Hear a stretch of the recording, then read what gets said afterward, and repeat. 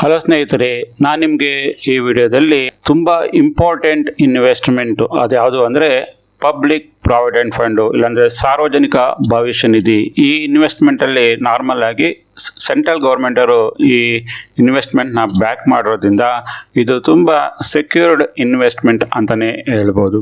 ಯಾವುದೇ ಅಪಾಯ ಇಲ್ದರೇ ನಾವು ಇದರಲ್ಲಿ ಹಣವನ್ನು ತೋಡಿಸ್ಕೊಳ್ಬೋದು. ನಾವು ಇದರಲ್ಲಿ ಹಣವನ್ನು ತೋಡಿಸ್ಕೊಂಡಾಗ ನಾವು ಯಾವ ರೀತಿಯಲ್ಲಿ ಗರಿಷ್ಠ ಲಾಭ ಪಡೆಯಬಹುದು, ಮ್ಯಾಕ್ಸಿಮಮ್ ರಿಟರ್ನ್ ಯಾವ ರೀತಿಯಲ್ಲಿ ನಾವು ಪಬ್ಲಿಕ್ ಪ್ರಾವಿಡೆಂಟಲ್ಲಿ ಪಡಿಬೋದು ಅನ್ನೋದಕ್ಕೆ ನಾನು ಈ ವಿಡಿಯೋದಲ್ಲಿ ಸುಮಾರು 8 ಟಿಪ್ಸ್ ನಿಮಗೆ ಈ ವಿಡಿಯೋದಲ್ಲಿ ನಿಮಗೆ ತಿಳಿಸ್ಕೊಡ್ತಾ ಇದ್ದೀನಿ. ಈ 8 ಟಿಪ್ಸ್ಗಳು ನೀವು ಅಡಾಪ್ಟ್ ಮಾಡಿಕೊಂಡ್ರೆ ನಿಮ್ಮ ಪಬ್ಲಿಕ್ ಪ್ರಾವಿಡೆಂಟ್ ಫಂಡ್ ಅಕೌಂಟಿಂದ ನೀವು ಸಾಕಷ್ಟು ರೀತಿಯಲ್ಲಿ ನಿಮ್ಮ ರಿಟರ್ನ್ನ ಜಾಸ್ತಿ ಮಾಡ್ಕೊಳ್ಬೋದು.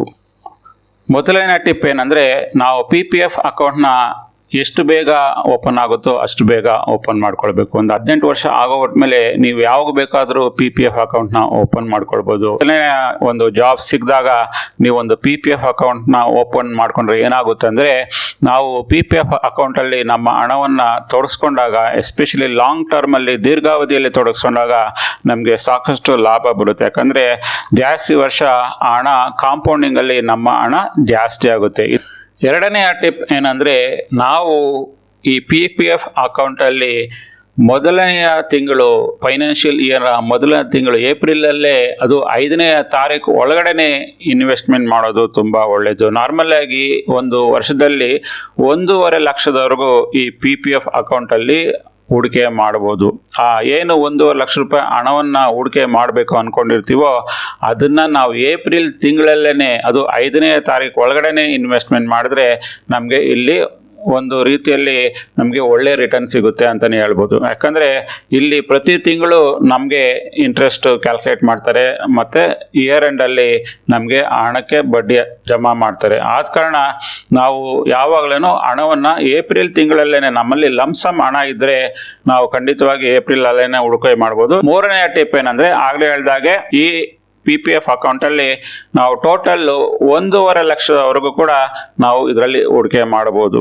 ಇದರಲ್ಲಿ ನಾವು ಇಷ್ಟು 1.5 ಲಕ್ಷ ಮೊತ್ತದ ಹಣವನ್ನು ಇಲ್ಲಿ ಹೂಡಿಕೆ ಮಾಡಿದಾಗ ನಮಗೆ ಟ್ಯಾಕ್ಸ್ ಎಕ್ಸಂಪ್ಷನ್ ಸಿಗುತ್ತೆ ಮತ್ತು ಒಳ್ಳೆಯ ರೀತಿಯ ಬಡ್ಡಿ ಕೂಡ ಸಿಗುತ್ತೆ.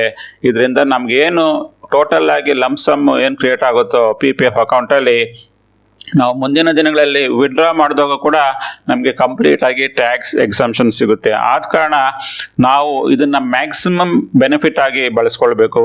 ನಮ್ಮಲ್ಲಿ 1.5 ಲಕ್ಷದವರೆಗೂ ಹಣ ಇದ್ದರೆ ಖಂಡಿತವಾಗಿ ಈ ಸೇಫ್ ಇನ್ವೆಸ್ಟ್ಮೆಂಟಲ್ಲಿ ಹಾಕಿದಾಗ ನಮಗೆ ಒಳ್ಳೆಯ ರೀತಿಯಲ್ಲಿ ರಿಟರ್ನ್ ಸಿಗುತ್ತೆ. ಮತ್ತೊಂದು ಟಿಪ್ ಏನಂದರೆ, ಆಗಲೇ ಹೇಳ್ದಂಗೆ ನಾವು ಈ 1.5 ಲಕ್ಷ ಹಣವನ್ನು ನಾವು ಒಂದೇ ಸಲ ಡಿಪಾಸಿಟ್ ಮಾಡ್ಬೋದು. ಇಲ್ಲ ಅಂದರೆ ಪ್ರತಿ ತಿಂಗಳು 12,000 ಥರ ನಾವು ಡಿಪಾಸಿಟ್ ಮಾಡ್ಬೋದು. ಇಲ್ಲ ಅಂದರೆ 50,000 ಅಂತ 3 ಸಲ ನಾವು ಕೂಡ ಡಿಪಾಸಿಟ್ ಮಾಡ್ಬೋದು ಒಂದು ವರ್ಷದಲ್ಲಿ. ಇಲ್ಲಿ ನಾವು ಜಾಸ್ತಿ ರಿಟರ್ನ್ನ ಎಕ್ಸ್ಪೆಕ್ಟ್ ಮಾಡೋದ್ರಿಂದ ನಾವು ಆದಷ್ಟು ಲಂಸಮ್ ಡಿಪಾಸಿಟ್, ನಾವು ಏಪ್ರಿಲ್ 5ನೇ ತಾರೀಕು ಒಳಗಡೆ ನಾವು ಏನಾದರೂ ನಮ್ಮ ಹಣವನ್ನು ಮೊದಲೇ ಡಿಪಾಸಿಟ್ ಮಾಡಿದ್ರೆ PPF ಅಕೌಂಟಲ್ಲಿ ನಮಗೆ ಮ್ಯಾಕ್ಸಿಮಮ್ ರಿಟರ್ನ್ ಸಿಗುತ್ತೆ. ಯಾಕಂದರೆ ಇಲ್ಲಿ ಕಾಂಪೌಂಡಿಂಗ್ ಕ್ಯಾಲ್ಕುಲೇಷನ್ ಆಗೋದ್ರಿಂದ ನಮಗೆ ಒಳ್ಳೆ ರೀತಿಯ ಬಡ್ಡಿ ಸಿಗುತ್ತೆ ಈ ಲಂಸಮ್ ಡಿಪಾಸಿಟ್ ಮಾಡೋದ್ರಿಂದ PPF ಅಕೌಂಟಲ್ಲಿ. ಮತ್ತೊಂದು ಟಿಪ್ ಏನಂದರೆ, ನಮ್ಮ PPF ಅಕೌಂಟಲ್ಲಿ ಮ್ಯಾಕ್ಸಿಮಮ್ ರಿಟರ್ನ್ನ ಪಡ್ಕೊಳೋದಕ್ಕೆ ಏನಂದರೆ, ಈ PPF ಅಕೌಂಟು 15 ವರ್ಷ ನಾವು ಅಕೌಂಟ್ನ ಓಪನ್ ಮಾಡಿ ಇಟ್ಕೊಳ್ಬೋದು. ಅದಾಗ್ಬಿಟ್ಮೇಲೆ ನಾವು 5 ವರ್ಷ ನಾವು ನಮ್ಮ PPF ಅಕೌಂಟ್ನ ಎಕ್ಸ್ಟೆನ್ಷನ್ ಮಾಡ್ಕೊಳ್ಬೋದು. ಈ ಥರ ಮಾಡ್ಕೊಳೋದ್ರಿಂದ ಏನಾಗುತ್ತೆ ಅಂದರೆ, ನಮಗೆ ಇದರಲ್ಲಿ ಬರುವ ಏನು ರಿಟರ್ನ್ಸ್ ಏನಿದೆಯೋ ಕಂಪ್ಲೀಟಾಗಿ ಟ್ಯಾಕ್ಸ್ ಎಕ್ಸಂಪ್ಷನ್ ಇರೋದ್ರಿಂದ ನಮಗೆ ಇದರಲ್ಲಿ ಬಡ್ಡಿಯಲ್ಲೂ ನಮಗೆ ಎಕ್ಸಂಪ್ಷನ್ ಸಿಗುತ್ತೆ, ನಮ್ಮ ಪ್ರಿನ್ಸಿಪಲ್ ಅಮೌಂಟ್ಗೂ ಎಕ್ಸಂಪ್ಷನ್ ಸಿಗುತ್ತೆ, ಬಡ್ಡಿ ಅಮೌಂಟ್ಗೂ ಎಕ್ಸಂಪ್ಷನ್ ಸಿಗೋದ್ರಿಂದ ಇದು ತುಂಬ ಒಳ್ಳೆಯ ಬೆನಿಫಿಟ್ಟು. ನಾವು ಇದನ್ನು ಕಂಟಿನ್ಯೂಸ್ ಆಗಿ ಎವ್ರಿ 5 ಇಯರ್ಸ್ ಒಂದ್ಸಲಿ ನಾವು ಎಕ್ಸ್ಟೆನ್ಷನ್ ಮಾಡ್ತಾ ಇದ್ರೆ ಇದರಿಂದ ನಮಗೆ ಒಳ್ಳೆಯ ಲಾಭ ಕೂಡ ನಾವು ಪಡ್ಕೊಳ್ಬೋದು. ಮತ್ತು ನಾವು PPF ಅಕೌಂಟಿಂದ ಆದಷ್ಟು ವಿಡ್ರಾ ಮಾಡೋದನ್ನ ಅವಾಯ್ಡ್ ಮಾಡಬೇಕು. ಯಾಕಂದ್ರೆ ಇದು ತುಂಬಾ ಸೇಫ್ ಇನ್ವೆಸ್ಟ್ಮೆಂಟ್ ಆಗಿರೋದ್ರಿಂದ ಮತ್ತೆ ಗ್ಯಾರಂಟೆಡ್ ರಿಟರ್ನ್ಸ್ ಸಿಗೋದ್ರಿಂದ ಆದಷ್ಟು ವಿಡ್ರಾಲ್ ಮಾಡೋದನ್ನ ಅವಾಯ್ಡ್ ಮಾಡಬೇಕು. ನಾರ್ಮಲ್ ಆಗಿ ನಮಗೆ 5 ವರ್ಷ ಆಗೋದ್ಮೇಲೆ ಸಮ್ ಪೋರ್ಷನ್ ನಾವು ವಿಡ್ರಾ ಮಾಡೋದಕ್ಕೆ ಅಲೋ ಮಾಡ್ತಾರೆ.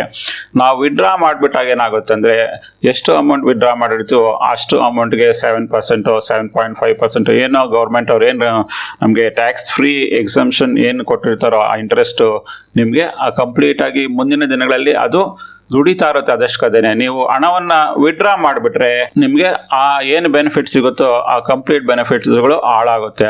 ಇನ್ ಕೇಸು ಅರ್ಜೆಂಟ್ ಬೇಕೇ ಬೇಕು ಅಂದಾಗ ನಾವು ವಿಡ್ರಾ ಮಾಡಬೇಕು, ಇಲ್ಲ ಅಂದರೆ ಯಾವುದೇ ಕಾರಣಕ್ಕೂ PPF ಅಕೌಂಟಿಂದ ವಿಡ್ರಾ ಮಾಡಲಿಕ್ಕೆ ಹೋಗಬಾರ್ದು. ಮತ್ತೊಂದು ಟಿಪ್ ಏನಂದರೆ ಯಾವ ರೀತಿಯಲ್ಲಿ ನಾವು ವಿಡ್ರಾ ಮಾಡಬಾರ್ದು, ನಾವು ಅದೇ ರೀತಿಯಲ್ಲಿ ಲೋನ್ ಕೂಡ ಈ PPF ಅಕೌಂಟಿಂದ ತಗೊಳಕ್ಕೆ ಹೋಗಬಾರ್ದು. ಇದರಿಂದ ಏನಾಗುತ್ತೆ ಅಂದರೆ ಆಗಲೇ ಹೇಳ್ದಾಗೆ ನಮಗೆ ಇದರಿಂದ ಲಾಸ್ ಕೂಡ ಆಗುತ್ತೆ. ಯಾಕಂದರೆ ನಾವೇನು ಅಮೌಂಟ್ ಲೋನ್ ತಗೊಂಡಿರ್ತೀವೋ ಅದನ್ನು ಮೈನಸ್ ಮಾಡ್ತಾರೆ ಟೋಟಲ್ ಅಮೌಂಟಿಂದ. ಆಗೇನಾಗುತ್ತೆ ನಮಗೇನು ಇಂಟ್ರೆಸ್ಟ್ ಕ್ಯಾಲ್ಕುಲೇಷನ್ ಆಗ್ತಾ ಇತ್ತೋ ಅದು ಅಮೌಂಟು ಕಡಿಮೆ ಆಗುತ್ತೆ. ಮತ್ತೆ ಕೊನೆಯ ಟಿಪ್ ಏನಂದರೆ ನಾವು ಈ PPF ಅಕೌಂಟ್ ಏನು ಹಣವನ್ನು ತೊಡಗಿಸ್ತೀವೋ ಅದನ್ನು ನಾವು ಆಟೋ ಡೆಬಿಟ್ ಫೆಸಿಲಿಟಿಗೆ ಲಿಂಕ್ ಮಾಡಿದರೆ ತುಂಬ ಒಳ್ಳೆಯದು. ಯಾಕಂದರೆ ಪ್ರತಿ ತಿಂಗಳು 5ನೇ ತಾರೀಕು ಒಳಗಡೆ ನಾವು ಇನ್ವೆಸ್ಟ್ಮೆಂಟ್ ಮಾಡ್ತಾ ಇದ್ರೆ ನಮಗೆ ಇಲ್ಲಿ ಒಳ್ಳೆ ರೀತಿಯಲ್ಲಿ ನಮಗೆ ಬಡ್ಡಿ ಸಿಗುತ್ತೆ. ಆದ ಕಾರಣ ನಾನು ಇದುವರೆಗೂ ಈ ವಿಡಿಯೋದಲ್ಲಿ ಏನೆಲ್ಲ ಈ 8 ಟಿಪ್ಸ್ಗಳನ್ನ ನಿಮಗೆ ತಿಳಿಸ್ಕೊಟ್ಟಿದ್ದೀನೋ ನೀವು ಈ 8 ಟಿಪ್ಸ್ನ ಫಾಲೋ ಮಾಡಿದ್ರೆ ಖಂಡಿತವಾಗಿ ನಿಮ್ಮ PPF ಅಕೌಂಟಲ್ಲಿ ದೊಡ್ಡ ಮೊತ್ತದ ಹಣವನ್ನು ನೀವು ಖಂಡಿತವಾಗಿ ಗಳಿಸ್ಬೋದು ಮತ್ತು ಆ ಹಣವನ್ನು ಬೆಳೆಸ್ಬೋದು ಕೂಡ ಅಂತ ಹೇಳುವ ಮೂಲಕ ನಾನು ಈ ವಿಡಿಯೋದನ್ನು ಇಲ್ಲಿಗೆ ಮುಗಿಸ್ತಾ ಇದ್ದೀನಿ. ಧನ್ಯವಾದಗಳು.